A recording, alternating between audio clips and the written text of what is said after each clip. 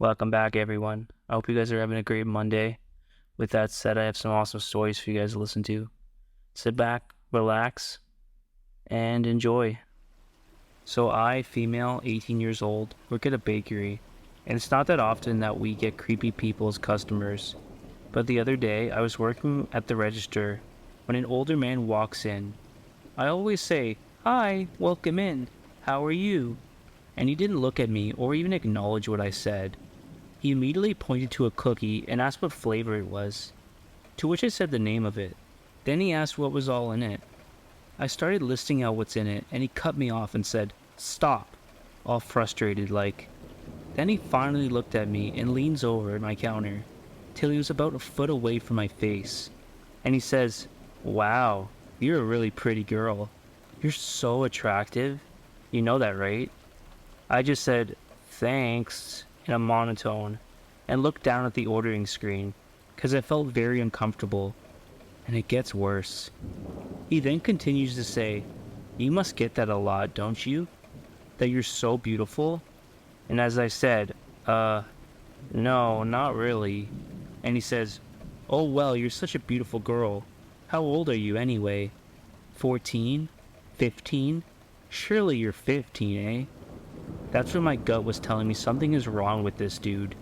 And I look at him and say, coldly, "No, I'm an adult." And he gets all antsy with his body language and says, "But what age?" And I said, "An adult," because I didn't trust him knowing my age. He already could see my name from the tags we wear on our hats, and that already made me feel nervous.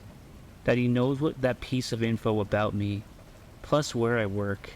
He then shook his head like he was disappointed and said, "Okay, well, you're just really attractive. I hope you know that." And I said, "Okay." And then he ordered really quickly and left. The piece of shit saved his full name from his credit card after he placed his order, and my coworker and I looked up his name and the town we're located in on a registered sex offender website, and turns out he has a criminal record on it, which then made me feel sick to my stomach about the whole interaction he was having with me. Please, let's not meet again. I take a walk every morning as part of my waking up routine. This morning, towards the beginning of my walk, I pass a man who asks me something. He's slightly too close to me, but not enough to make me uncomfortable. Just enough that I don't want to slow down or have a listen to what he has to say. I have my earphones in as well, and I don't take them out, but I hear enough that he'd ask me for the time without breaking my stride. I glance at my watch, it says 7:30, and keep walking. If he said anything else, I didn't hear. About 20 minutes or half an hour later, well far away from the first time I came across the guy, that same guy walks up from behind, again too close to me, to ask for the time. I tell him at the point to get away from me and stop following me, that I already gave him the time. That escalates things immediately, because he shoots back, "Why? Is it because I'm black?" I respond, "No, it's because he approached me about a mile away with the same question." He says he lives in the neighborhood, so I say fine, but please stop following me. He denies following me and calls me racial slurs and yells for me to go back to China.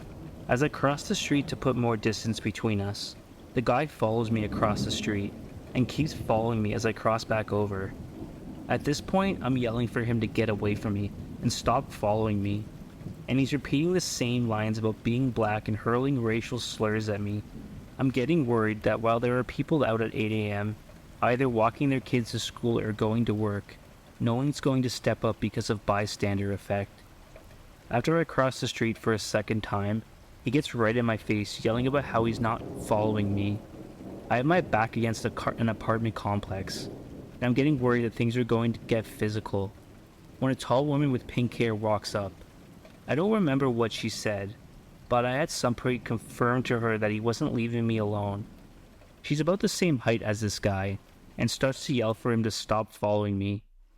He's now being badgered by her, and he's also yelling back the same denials about not following me, being from the neighborhood, and accusing that this is all because he's black. Thanks to my lady savior, I'm able to break away. A couple that was exiting their apartment who witnessed all of this asked if I was alright, which I said yes without stopping. I walk half a neighborhood block down to the duck through an alley. As I'm walking down the alley, checking the entire time to make sure that guy's not following me, I see the woman with the pink hair had disengaged and is walking off. I'm so glad it didn't escalate for her, and I feel bad for not being able to thank her for her help. I take a different route home, looking behind my shoulders every once in a while. So me and my 5 friends, all 14 to 15, were on a small school residential trip to Paris. And one of the days we went to Disneyland. We were in the queue for that Hollywood Tower, and it's around 8-ish. For context, the ride is enclosed. 10 people in a room kind of a thing. A man by himself jumps the queue by going under the railings and ends up in front of us. We immediately get bad vibes and notice how much he was staring at us, and hung around near us. We end up at a part where you enter a room with lots of people, and learn about the plot of the ride. He's standing at the back of the room, and my friends and I stand near the front trying to keep him away from him. The room goes dark, and the TV turns on, playing a video. By the end of it, the lights turn on again, and he's now way closer to us than before. At this point, we were all nervous, but we had been queuing for over an hour and didn't want to have wasted our time, so we carried on through to the inside queue. We hang back in the room before leaving, so we're not near him. But he also hangs back in the room, so he's near us in the queue again. We talk it through between ourselves and decide to go up the fast pass queue stairs to get away, because we think surely he won't follow us up there. A few minutes go by and we think we're in the clear, but then behind my friend's shoulder, I see him walking up the stairs. My heart drops and I point him out, and we all literally run through the queue to an employee, and he lets us out of the queue through a back door. We're all relieved and think we're fine. Walt Disney Studios close and we leave, heading back into Disneyland and to tell our teachers. I'm constantly checking over my shoulder, and then I see him behind us. I grab my friends and say, "He's behind us, he found us." We double back around, and if we lose him, and we immediately go to where the teachers were hanging out. After that, a teacher stayed with us the rest of the night, and thankfully didn't see him again. It was just a weird place to be following, considering you would assume it's a safe place for kids. For context, I live in a small trailer court in central Wisconsin, and directly next to us is a railway that goes across the whole state and leads to a Wally World, if you head down for 20 minutes. I was a teenager in 8th grade at the time, with no car or transportation other than a bike. The railroad tracks go in a straight line, directly leading to Walmart. So if I were to bike to Walmart, it takes me about the same time as if I was walking straight down the tracks. So more often than not, I would walk, as I was never really a big fan of riding bikes, as I've had bad back issues since a young age. On this date in particular, I decided to head to Walmart for dumb kid stuff, shortly before the sun was about to set. The detail will come into play later. Basically, I went to the store and got distracted just looking around. I bought some food and drink and some trading cards, but left as the sun was going down. So it's about a 20 to 25 minute walk home, and I decided to head down the tracks again. At about a 10-minute mark, it was getting very dark, and I was generally fearful and anxious child due to my autism. I was scared of the dark until I was about 14 and a half, and would often have nightmares or see things that weren't there in my closet, or dark corners, etc. So it became too dark to see. I was getting extremely nervous and hyper-vigilant. 5 minutes later, I could swear I was hearing footsteps crunching in the rocks lining these tracks that weren't mine. I stopped a few times to listen and confirmed someone was walking towards me from a significant distance away. I could not see them at this point because of the darkness and lack of lighting across the railroad tracks. I had no phone or flashlight of any kind. At this point, I started freaking out internally. At first I didn't know what to do, but as the sound of the footsteps got closer, I decided to call out and let them know I was coming towards them.